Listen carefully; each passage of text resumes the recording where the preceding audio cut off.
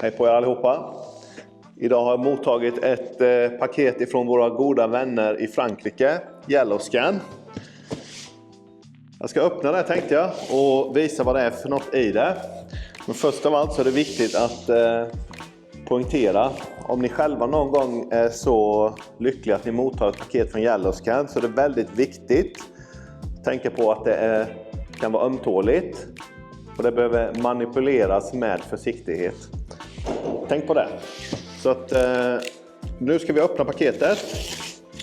Se vad det är i här.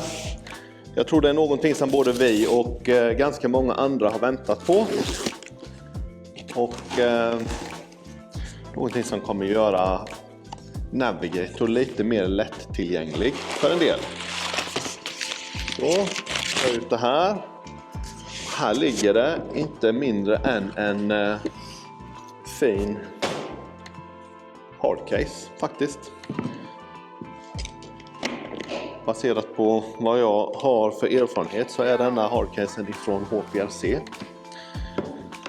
Här ligger lite fint, en fin följesedel. Se här, vad är detta?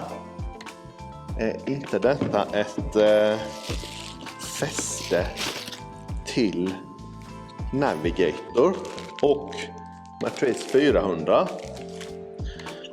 Jo, det ser det faktiskt ut som att det är. Här har vi äntligen mottagit det. Med det här fästet monterat på Matrice 400 kan vi nu alltså börja flyga Navigator. Göra barometrisk glidarskanning från en av de mest populära drönarproducenterna i världen. DJI såklart. Det är ju inte alla som har lust att flyga någonting som är västerländskt eller baserat på open source och så vidare. Så att det här tror jag kommer göra Navigator mycket mer lättillgänglig för folk. Antennfäste som ska sitta i bakkant på drönaren. Det här monteras under till och fram till där skyporten sitter.